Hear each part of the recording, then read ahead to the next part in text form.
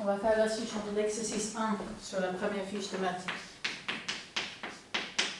402. Et donc j'ai G qui part de 0, 1 et qui arrive dans R, puis on voit X sur X cube, X moins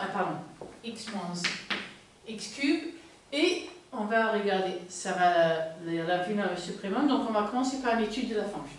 Ok, G' de X est égal à 1 moins 3X 2, et je note que G' de X est positive ou nulle si 3x carré est plus petit ou égal à 1, c'est-à-dire x carré plus x plus petit ou égal à 1 sur racine de 3, puisque je suis sur un domaine où x est positif et donc la racine est croissante sur ce domaine. Et G' de x est négatif si seulement si 3x carré plus grand ou égal à 1, c'est-à-dire que x est plus grand que égal à racine de 3. Okay. Donc ce que j'ai, c'est que G est croissante sur 0, 1 sur racine de 3 et décroissante sur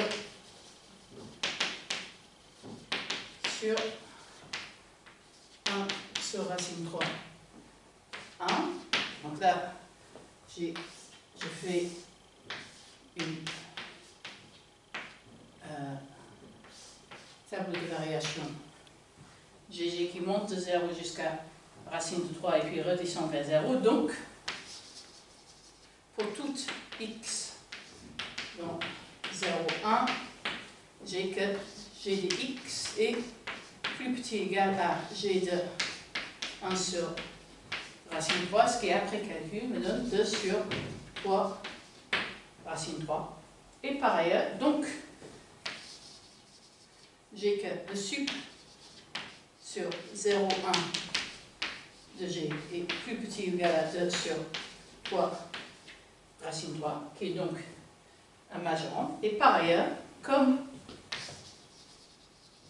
le point 2 sur 3 racine 3, qui est égal à g de 1 sur racine 3, est un élément de g de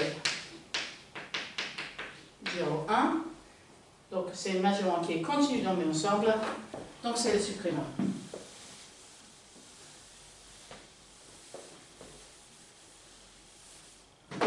On a donc ce sup sur 0, 1 de g est égal à 2 sur 3 racine 3. Par ailleurs, on s'attend à ce que l'infimum soit la valeur prise en 0 et 1, entre guillemets, la valeur prise qui est égale à 0. Le problème qu'on a, c'est que g n'est pas défini au point 0 et 1. Donc là, je ne peux pas dire g est positif partout et prend la valeur 0, puisque sur l'intervalle de définition, j'exclus les points où g est égal à 0. Ok.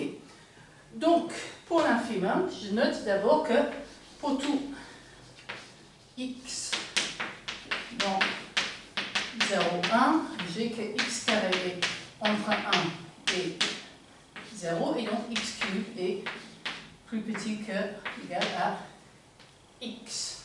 Ok. Et donc, j'ai que g de x plus grand ou égal à 0 pour tout x dans 0, 1, c'est-à-dire 0 est une infimum des valeurs prises par cette fonction. 0 est plus petit ou égal à 1 de g sur 0, 1. Par ailleurs, pour tout g, tout x dans 0, 1, j'ai que g de x est plus grand ou égal à infimum de 0, 1 de g. Donc là, je ne vais pas pouvoir évaluer en 0, 1 que j'ai exclu l'ensemble. Je vais plutôt regarder ce qui se passe dans la limite. Et donc, la limite, quand x tend positivement vers 0, est également plus petit, plus grand que cet infimum. Puisque les inégalités larges passent à la limite.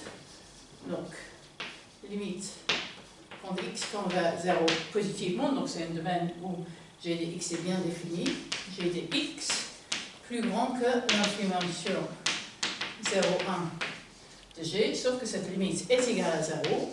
0 est plus grand que l'infimum sur 0,1 de g. Et donc, comme j'ai les deux inégalités, j'en conclus que infimum sur 0,1